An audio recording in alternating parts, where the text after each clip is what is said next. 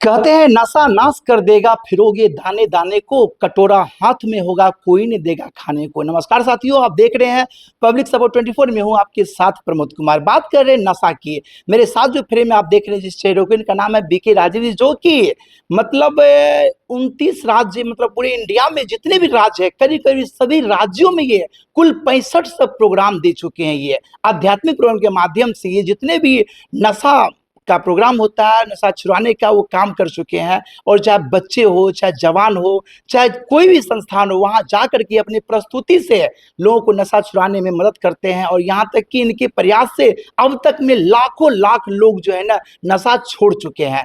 आज के बढ़ते दौर में जहां तक बिहार की बात करें तो सूखा नशा के प्रकोप के कारण न जाने कितने लोग जो है आत्महत्या कर लेते हैं, सुसाइड कर लेते हैं, क्या से क्या कर लेते हैं। सर हमारे बिहार की धरती पे मौजूद है, ओम शांति केंद्र में मौजूद है। हम जानने का प्रयास करेंगे सर की 70 साल की जर्नी की कहानी, सर की जुबानी। सर बहुत बहुत स्वागत पब्लिक सपोर्ट में आपका। बहुत बहुत शुक्रिया। कैसे हैं आप? बहुत अच्छे। जर्नी की शुरुआत कैसे हुई थी इस क्षेत्र में आपका? मैं करीब 27 साल पहले ब्रह्मा कुमारी से जुड़ा था। जी जी जी। और ब्रह्मा कुमारी एक ऐसी संस्था है जो आध्यात्मिक उन्नति करती है। बिल्कुल। तो आध्यात्मिक उन्नति के कारण मुझे ये लगा कि समाज में ये सबसे बड़ी प्रॉब्लम हमारे युवा के अंदर में नशों की है। बिल्कुल बिल्कुल। वो आध्यात्मिक रूप से कमज़ोर होता है और उसको सशक्त करने के लिए हम ये काम भगवान की सेवा कर रहे हैं। अच्छा, भारत के किन किन राज्यों में आप प्रोग्राम दे चुके हैं और कितने प्रोग्राम दे चुके हैं आप? करीब 6500 के करीब 6500 प्रोग्राम दे चुके हैं। जी जी जी, जी। ये सभी प्रकार के वर्ग के लोगों को देते हैं हम। जैसे इसमें मुख्य है यूथ हमारा, और सभी धार्मिक संस्थाओं में मैं गया हूँ, और जेल में जुवेनाइल जो छोटे बच्चों की बाल सुधार केंद्र होते हैं, नशा मुक्ति केंद्र होते हैं। कहीं पर भी नशा एक बहुत बड़ी बीमारी है, ये कैंसर की तरह फैलती जा रही है। और मुझे लगता है हमारा जीवन कम पड़ जाएगा अगर हम इसमें दे, और देना ही मैंने सीखा है कि लेना है। इससे दुआएं बहुत मिलती हैं। सर दर्शक जानना चाहते हैं कि 27 साल में आपके प्रयास से कितने ऐसे लोग होंगे, कितने ऐसे मेंबर होंगे जो नशा को त्याग दिए हैं, छोड़ दिए हैं स्वेच्छा से? नशा जो होता है ये एक बीमारी है, ये सोच की बीमारी है। और मैं मानता हूँ कि अगर छोटी अवस्था में जो बच्चे होते हैं उनको अनजानवश ये ले लेते हैं, और उस समय वो अगर उनको सही दिशा दी जाए तो इससे छूटा जा सकता है। तो ऐसे लाखों बच्चे हैं जिनको मैं मिला हूँ। करीब 20 राज्यों के करीब मैंने अभी तक भ्रमण किया है। 20 राज्य में भ्रमण कर चुके हैं? 20 राज्य में। और मेरी ये दिल की इच्छा है कि हर तक मैं पहुँचूँ, और आपके के द्वारा ही, मीडिया भी हमारे साथ में है, तो ये उन तक मैं पहुँच। अच्छा, प्रोग्राम जो करते हैं यहाँ की किसी भी संस्थान में, चाहे कॉलेज हो, चाहे यूनिवर्सिटी हो, चाहे ना मतलब क्या कहते हैं जेल में करते, कहीं भी करते हैं, तो प्रोग्राम कितने घंटा का होता है और क्या उसमें करते हैं आप? ये 1.5 घंटे का प्रोग्राम होता है, जी, जी, 1.5 से 2 घंटे का। इसमें हम बच्चों को मोटिवेट करते हैं, उनके जीवन का महत्व समझाते हैं कि जीवन बहुत सुंदर है। जिसके हाथ नहीं हैं, जिसके आंखें नहीं हैं, वो हमसे ज़्यादा खुश हैं, तो हम सब कुछ होते हुए भी क्यों नहीं खुश रह सकते। बिल्कुल बिल्कुल। तो उनका एहसास उनको नहीं होता है। तो मैं उनको यही कहता हूँ, जो आपको मिला है वो कम नहीं मिला हुआ, उसके ऊपर थोड़ा सा ध्यान देंगे। जैसे कोई अगर गीत गाना शुरू करे तो शुरू में वो बहुत बड़ा सिंगर नहीं हो सकता है, लेकिन उसका अगर अभ्यास करे और उसी का ही वो नशा बना ले तो एक दिन जरूर उसको उसमें सफलता मिलेगी। सर दर्शक जानना चाहते हैं 20 राज्य आप घूमे हैं, वहाँ पे मोटिवेशन क्लास दिए हैं, नशा मुक्ति क्लास दिए हैं, तो ये बताइए 20 राज्य में कौन ऐसे राज्य है जिस राज्य के लोग जो है आपकी बात से सहमत होकर नशा बिल्कुल छोड़े हैं? भारत एक है। जी, जी, और ये कोई अलग राज्य मैं ऐसा नहीं मानता हूँ। हर एक राज्य की अपने अपने बच्चों की विशेषता है, और एक ही विशेषता मैंने देखी है, 100% बच्चे नशा नहीं चाहते, बस वो अनजानवश इसमें फंस जाते हैं। जब शुरुआत करते हैं उनको पता ही नहीं होता है। देखा देखी, यहाँ तक कि कंपटीशन होता है बच्चों के अंदर आजकल। जो ये मोबाइल के द्वारा बच्चे मतलब सीख जाते हैं कुछ गलत चीज़ें, और अच्छाई को वो समझ नहीं पाते हैं। अच्छा, अभी के दौर में नशा छुड़ाने के लिए न जाने कितनी मेडिसिन चले हैं, कितनी दवाइयां चली है, नशा मुक्ति केंद्र है, बहुत कुछ है। वो सब कुछ छोड़ते हुए आपके क्लास से कैसे वो नशा छोड़ सकता है? देखिए जो भी दवाइयाँ हैं ये हम्म। टेम्परेरी है। जी, जी, जितना देर वो नशा मतलब दवाई लेगा तो वो छोड़ता है, लेकिन जैसे ही वो उसकी क्योंकि परिस्थितियाँ चेंज नहीं होती हैं हम्म। और हम परिस्थितियों को चेंज नहीं करते, हम उसकी मानसिक शक्ति को एक सकारात्मक दिशा देते हैं जी, जी, जी। कि देखने का नज़रिया अगर आपका चेंज हो। मैं उनको यही सिखाता हूँ, हर फेलियर में हम कुछ सीखते हैं। जीवन में समस्याएं आएंगी और सबसे अच्छी जो टीचर होते हैं वो समस्याएं होती हैं। जी, जी, जी। वो उनको हम सिखाते हैं, एग्जाम्पल्स देते हैं, लाइव एग्जाम्पल। जैसे जिसने बल्ब बनाया, कहते हैं 1000 बार वो बल्ब फट जाता था, जब उसने बना लिया तो उसको पूछा गया कि आपने बल्ब कैसे बनाया, आप तो बिल्कुल। फेलियर थे। हम्म। तो उन्होंने कहा मैं कभी फेल नहीं हुआ, मैं सीख रहा था कि बल्ब कैसे फटता है। क्या बात। जब इंसान सीखता है तो हम्म। उसको खुशी आती है। अच्छा, पड़ोसी देश नेपाल में भी अगर प्रोग्राम हुआ होगा, वहाँ प्रोग्राम कैसा रहा? वहाँ के लोग की प्रतिक्रिया कैसी रही, फीडबैक बहुत कैसी रही? बहुत अच्छा, बहुत अच्छा। हम्म। और सब जगह मतलब ये एक मानसिक कमजोरी के कारण हम्म। इंसान अपने को वो फेस नहीं कर पाता है, इसीलिए ये चीज़ों का प्रभाव उनके ऊपर होता है और ये चीज़ें लेते ही दिमाग के ऊपर सीधा इफेक्ट पड़ता है, उसका दिमाग काम करना बंद कर देता है।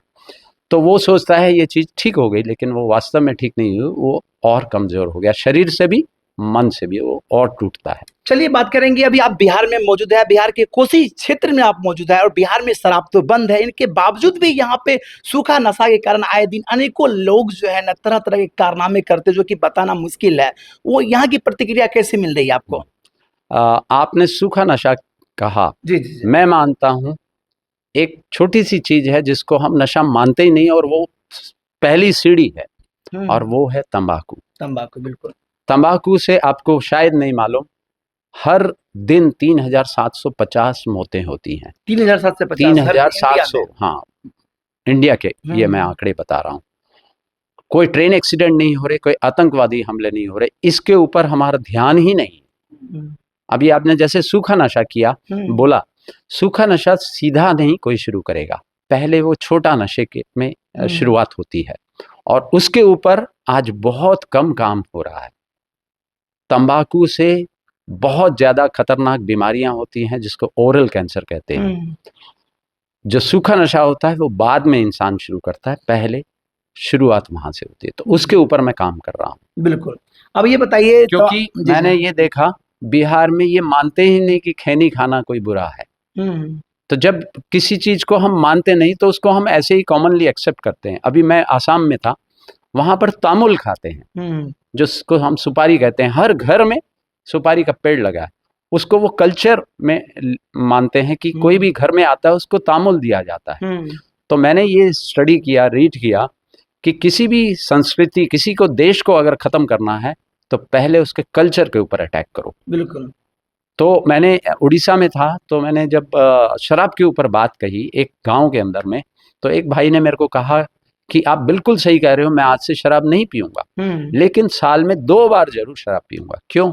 साल में 2 बार? हाँ। मैंने उसको पूछा क्यों पियोगे, तो कहता है अगर वो 2 दिन ना पीऊं तो देवी माँ नाराज हो जाएगी। देखिए, उसके अंदर ये बिठा दिया, धर्म से जोड़ दिया गया है हमारे नशों को, और जब धर्म से अगर जुड़ जाता है तो वहाँ इंसान कुछ बोल नहीं पाता है। तो मैं वो जो कुरीतियां हैं, जो वो सिस्टम है, उनको समझाता हूँ। कौन सी देवी है ऐसी जो चाहती है कि आप शराब पीजिए। हमारे आप देखेंगे बिहार और ईस्टर्न साइड में लोग पूजा करते हैं, दुर्गा पूजा करते हैं, काली पूजा करते हैं, और जब डुबाने जाते हैं तो शराब पीते हैं।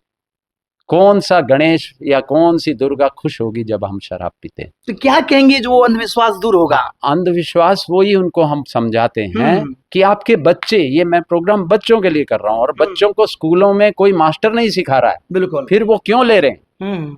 अगर पिता लेता है तो बच्चा वहां से सीखता है। जी, जी, जी।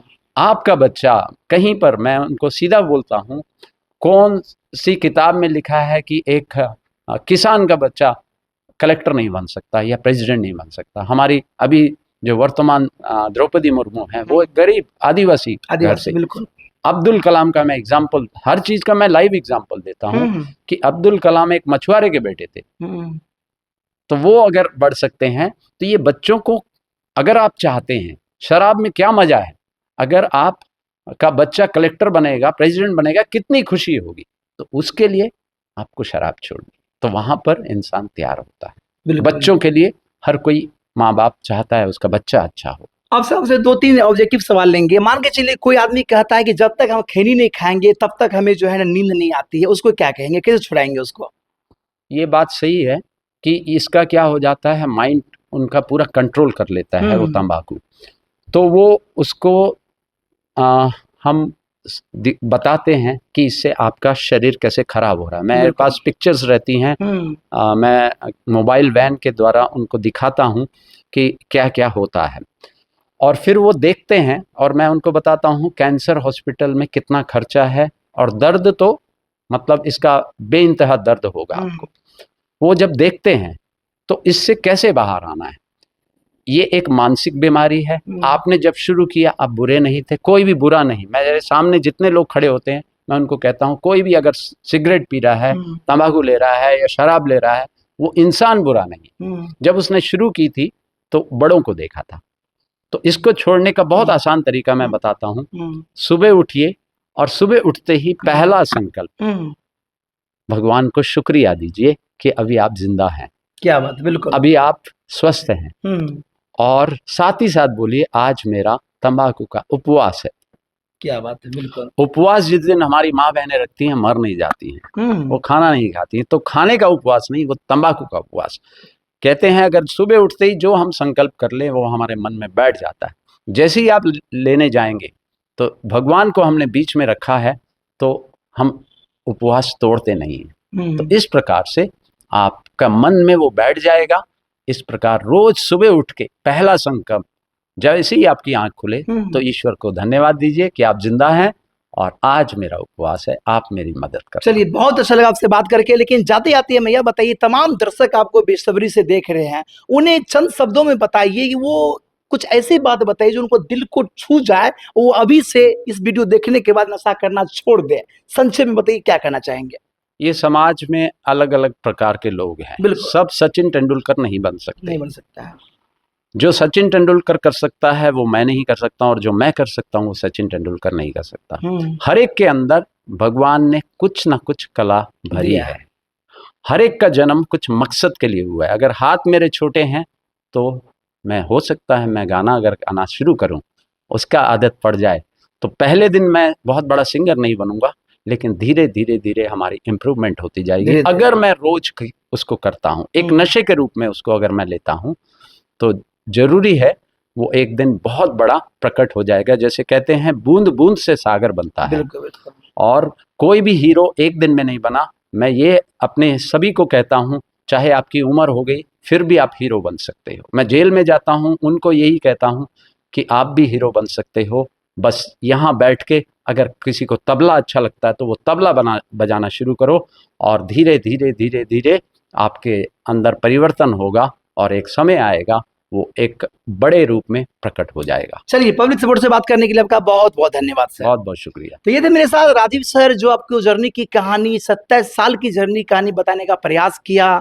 इनके बारे में आप क्या कुछ कहना चाहिए, क्योंकि 27 साल में इन्होंने न जाने लाखों को ये जो है ना नशा छुड़वाने का काम किए हैं दोस्तों, और ये अपनी बातों से ऐसे प्रभावित करते हैं, जब इनका आप क्लास आएंगे और सुनेंगे इनकी बात तो आप भी वाकई में कहेंगे कि बिल्कुल नशा कतई नहीं करना चाहिए। बाद में राजीव सर के बारे में क्या कुछ कहेंगे कमेंट करके बताएं, वीडियो को अधिक से अधिक शेयर करें। धन्यवाद, जय हिंद।